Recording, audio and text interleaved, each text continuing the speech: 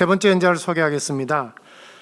이정구 교수는 서울의대를 졸업하고 보건복지부에 참여하셔서 질병관리본부장까지 역임하신 다음에 다시 서울의대 교수로 돌아와서 근무하다가 최근에 정년 퇴임을 했습니다. 현재 대한민국 의학 한림은 코비드-19 특별위원회 위원장을 맡고 계시고 여러 가지 특히 여러분 잘 아시는 것처럼 국제보건안보대사까지 맡아서 국내외적으로 굉장히 바쁘게 활동하고 있습니다. 제목은 WHO의 최근 국제보건규칙 개정과 팬데믹 프리벤션 조약 추진에 대한 우리의 대응입니다. 부탁드립니다. 예, 소개 감사드립니다. 현재 대유행이 잦아든 것 같이 보이지만 이제 아직 이후를 어떻게 판단하기 쉽지 않다. 우리 앞서서 이제 말씀을 해주시었고요. 혹시 이제 이런 가을서부터 새로운 유행에 대해서 이제 준비하는 과정이지만은 WHO 입장에서 보면은 이제 상당히 많이 환자가 줄어들어 있는 상황입니다. 사망자가 630만 명 정도 얘기하지만 실제로 익세스 모탈리티는 1,491만 명 정도로 보이고 있고, 또 월드뱅크의 조사에 의하면 그 내용 중에서 중저소득 국가에서만 거의 반 이상이 약 789만 명이 더 사망한 것으로 이제 얘기가 되고 있습니다. 아시다시피 이 질환에 대한 대책은 이제 예방 접종에 대한 대책과 공중보건 조치 두 가지로 나눌 수 있습니다. 예방 접종에 대한 대책은 주로 이제 코박스 패실리티를 통해서 작년 말까지 인구의 20%를 예방 접종을 하는 것으로 해서 이런 이쿼티 문제를 해결하려고 노력을 했습니다. 그렇지만은 이제 올 6월까지 전 세계 인구에서 특히 이제 저소득 국가에서는 한 40% 접종을 이제 추진하겠다 이렇게 있습니다. 근데 과연 그렇게 이루어질 수 있을지, 만약에 그렇게 이루어질 수 있다면야 예후가 좋게 우리가 볼 수 있겠지만, 그렇지 못한 경우에는 그런 나라에서 재유행을 할 가능성이 있죠. 최근 각 나라에서 이제 사회적 거리두기, 즉 마스크를 쓰거나 학교나 직장에서의 폐쇄 내지는 집회 금지, 국내 이동 제한, 여행 제한, 이런 부분들이 상당히 많이 풀려 있습니다. 아시다시피 아직까지도 이제 중국이나 일부 국가에서는 이 조치가 상당히 시행되고 있죠. 특히 중국 같은 경우는 제로 코비드 정책에 의해서 이런 공중보건 조치들이 강력하게 시행되고 있는 상황입니다. 이런 조치들이 이제 결국 팬데믹에 어떤 영향을 미쳤느냐, 이걸 조사해 보았습니다. WHO가 3번에 걸쳐서 조사를 했는데 2년 동안에 90% 이상의 나라에서 피해를 받고, 지금까지도 45%의 나라에서는 여전히 필수 예방 접종이 중단되는 등의 사태가 벌어지고 있습니다. 이런 문제에 대해서 과거서부터 이제 조치들이 각 나라가 있었습니다. 특히 이제 1830년대 이제 콜레라 유행 때서부터 시작돼서 사실은 이런 조치를 하기 위한 검역 조치들을 위해서 합의만 이루는데 한 41년이 걸려서 1992년에야 비로소 검역제도가 완성이 됩니다. 이게 이제 쉽지 않은 내용이라는 거죠. 결국 각 나라들이 각자 도생으로 이제 검역을 하기 때문에 그걸 하모니제이션 시켜가면서 전 세계적인 대책을 세운다는 게 쉽지 않았다. 이제 이런 것들이 이제 콜레라로 인한 어떤 세계 보건 규칙이 만들어진 과정을 보면 이제 알 수 있고요. 이 보건 규칙은 이제 WHO가 만들어지고 난 다음에 1951년도에 위생 규칙으로 이제 정립되고, 그것이 나중에 이름이 개명이 돼서 인터넷 헬스 레귤레이션으로 이제 바뀌게 됩니다. 그러다가 2005년도에 이제 다시 개정을 하게 됩니다. 그래서 개정하게 된 동기는 이제 과거에 이제 우리 2003년도에 이제 코로나가 생기고 또 에비안 인플루엔자가 생기면서 이게 국경 통제보다는 어떤 발생 지역을 봉쇄하는 거, 한 개 질병, 아까 말씀드린 대로 이제 이 규칙에 의해서 3개 질병만 이제 다루도록 이렇게 축소되어 있는데 이것을 모든 심각한 공중보건 사건으로 다 확대하고, 그리고 대응도 미리 정해진 조치가 아니라 실시간 대응으로 이렇게 파라다임이 바뀌었습니다. 그렇지만은 기본적으로 이 법령 체계가 관습법에 의한 연성법이기 때문에 허점이 상당히 많은 조약들입니다. 그러니까 조약이라기보다 끝에 가서 레귤레이션이란 말을 썼듯이 규칙에 가깝습니다. 그러니까는 강제력이다 이런 것들이 담보가 되지 않는 조치들이 많았기 때문에 이거를 고치자 이제 이렇게 얘기가 나오는 거죠. 그 이유 중에 하나는 이제 우리가 그 5년도에 개편하면서 국제보건 위기가 도래되는, 특히 심각한 타격을 주고 예기치 못한 일이 벌어지고 국제적으로 전파가 일어나고 여행이나 무역을 제한할 정도로 심각성이 있느냐라는 판단에 따라서 그동안에 국제보건 위기를 선언을 했었습니다. 근데 6번의 지금 국제보건 위기가 선언되고 있죠. 그때마다 WHO는 이거는 이제 사례를 이제 코비드 19으로 들면은 감시 체계를 강화시키고 또 정보를 전파를 하고 권고사항을 공표를 합니다. 특히 권고사항은 2가지입니다. 사람과 화물에 대한 권고사항을 했는데 그동안에 이제 코비드 19에 대해서는 입국 검역과 출국 검역, 그다음에 예방 접종, 추적조사, 감염자 격리를 이제 했고, 화물에 대해서는 조치 중에서 방역물자 이동 금지를 하지 말도록 그렇게 권고를 했지만은 이거를 지킨 나라가 거의 없죠. 그리고 이제 회원국에 대해서 여러 가지 직접적인 어떤 역량 지원을 하든가 재정을 동원해서 지원하든가 이렇게 합니다. 또한 이제 WHO는 그동안에 이런 것들이 제대로 일어나고 있는지 익스터널 모니터링도 하고 또 애뉴얼로 셀프 리포트도 받고 스트레스 테스트도 해보는 등 이렇게 대안을 만들어서 했습니다만 저게 잘 안 지켜졌다는 거죠. 그렇게 역량을 강화시키도록 노력했음에도 불구하고 역량이 제대로 이제 확보가 안 돼서 그 아웃브레이크가 생겼다 이렇게 생각합니다. 물론 그런 나라들을 위해서 2014년 에볼라 유행 이후에 현장 대응팀을 만들었습니다. 그래서 현장에다가 사람들을 디스패치해서 지금 예를 들어서 뭐 병원을 지원하든가 검사, 예방접종 이런 것들을 지원하는 당시 이제 이거를 만들게 된 계기 중에 하나가 에볼라 위에 빌 게이츠가 다음에 팬데믹에 대해서 무엇을 할 것이냐 할 때 이제 상비군을 만들자가 이제 빌 게이츠가 얘기를 했었습니다. 이제 그런 컨셉트에 맞춰서 이제 대응팀을 만들어 저기 한 800명 정도 됩니다. 그래서 여기에서는 사람을 보내기도 하고 물자를 보내기도 하고 이제 기금을 모으기도 하고 상당히 중요한 일을 많이 했죠. 여기 보시듯이 지금 맨날 그 회의에 나오는 우리 저 위에 마이클 라이언과 마리아 박사가 있는데 이 2사람이 이제 주요 핵심이 돼서 지금 대응을 하고 있습니다.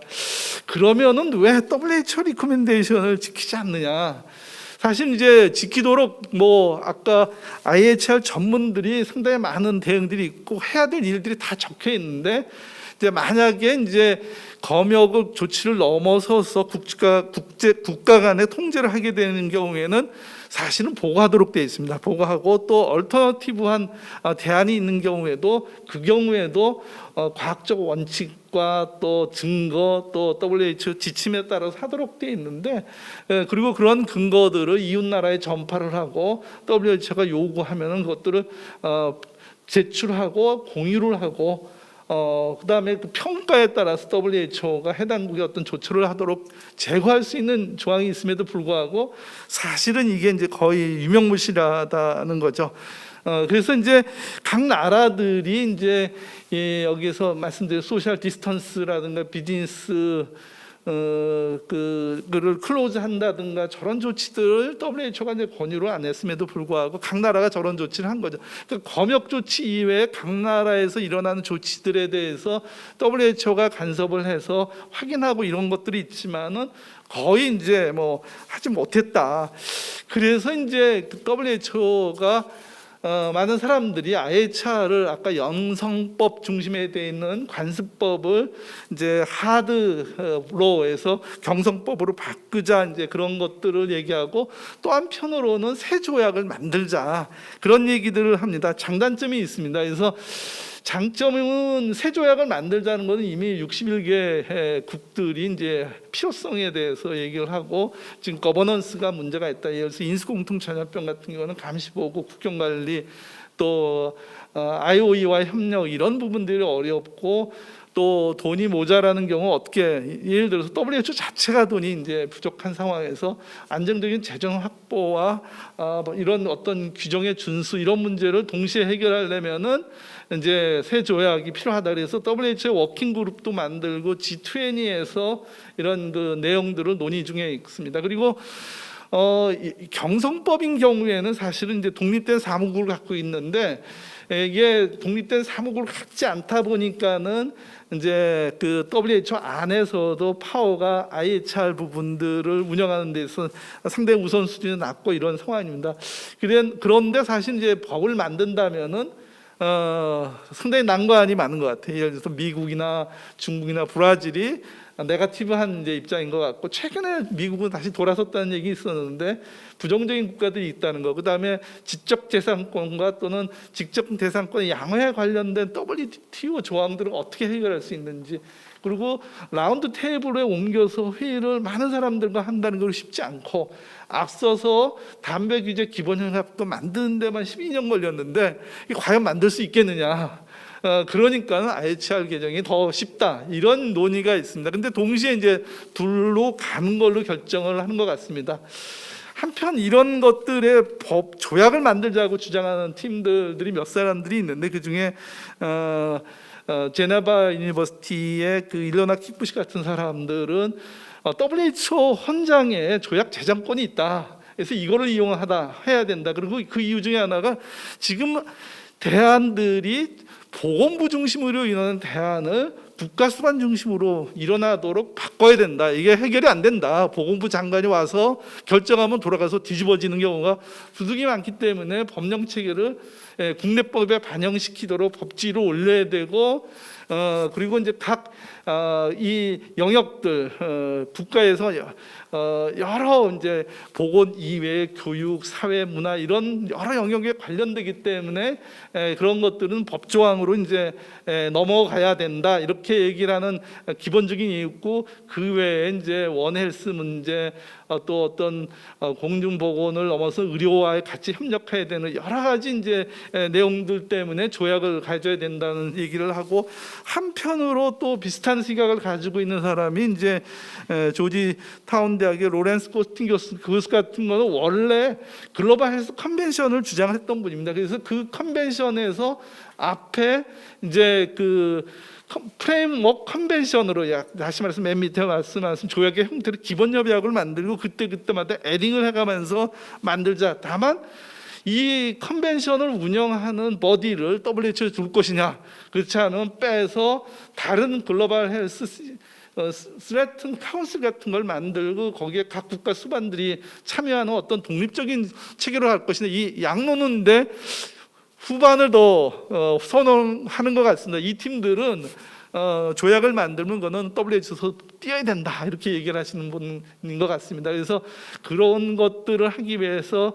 준비하고 발견하고 유행 선언 시에 그 나라 재정 그러니까는 이제 경제가 이렇게 이제 가라앉는 걸 막기 위해서 긴급 자금을 투입하는 어떤 유인책이라든가 전용 기금을 만든다든가 적시 보고에 따른 어떤 장려금이나 이런 것들이 있어야지 이제 될 것이다 이렇게 조약이 갈 것이다 이렇게 얘기합니다.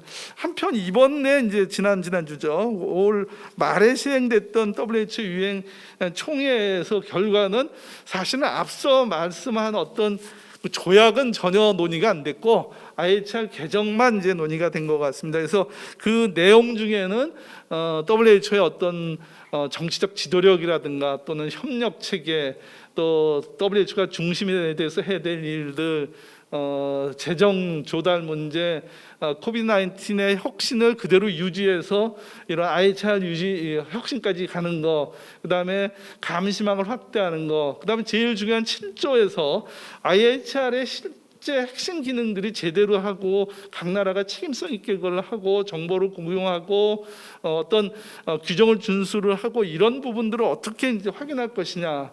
그리고 여행 조치에 관한 부분들, 그다음에 여러 가지 이제 치료, 진단, 백신들 보호구의 어떤 형평성 있는 어떤 보급들, 이런 부분에 대해서 이제 논의를 했고, 그 논의를 1차적으로 이달 말까지 정리해서 회원국한테 보고하는 거 됐고, 그 이후에 이 조치들의 진행 사항에 대해서 24년도, 26년도, 28년도까지 팔로우를 하겠다. 그러니까 개정도 상당히 느리게 진행될 가능성이 많겠다, 이런 말씀을 드립니다. 그런 가운동안에 우리가 해야 될 역할들이 뭔가, 이 세 조약으로 가던 IHR 개정하던 동시에 진행되고 있기 때문에 실제로 우리가 이제 이 그 WHO에서 일어나는 많은 어떤 논의들이 국가 정부 간의 어떤 협상기구, 인터거버먼탈 네고시에이션 버디를 통해서 협의를 하지만은 사실은 협의 과정에서 외부 학제나 단체들의 인풋이 사실 필요한 내용들입니다. 그래서 사실 앞서 그 10개 영역의 논의도 그 논스테이트 액터들이 어떤 역할을 해줬으면 좋겠다라는 것들이 다 요구 조건들이 있습니다. 그래서 이번 IHR 개정을 통해서 우리가 어떤 보건의료 단체 또는 그 의료, 그러니까 이제 의사협회, 세계병원협회 뭐 이런 분들이 사실 현장에서 피드백을 하거든요. 그래서 그런 그 피드백에 관해서 우리나라도 상당히 많은 노력을 해야 되겠다. 다시 말해서 앞으로의 어떤 그 헬스 디플로마시에 대한 우리들의 입장을 좀 더 정리해서 준비를 장기적으로 해야 될 수이 필요하다는 말씀을 드리고, 이 기회가 결국 이런 중지를 모으는 기회가 됐으면 하는 뜻에서 제가 발표를 했다는 말씀을 드리고 제 발표를 마치도록 하겠습니다. 감사합니다. 네, 감사합니다. 우리 이종구 교수께서 그 WHO 국제보건기구를 중심으로 해서 국제보건 위기를 어떻게 대처해왔는지 잘 말씀해 주시고, 앞으로 우리나라가 어떻게 참여하고 대응해야 될 것인가에 대해서도 좋은 말씀 주셨습니다. 지금까지 세 분의 주제 발표를 끝내고 패널 토론으로 들어갈 텐데요. 장례 정리가 필요해서 한 5분 정도 브레이크를 갖도록 하겠습니다.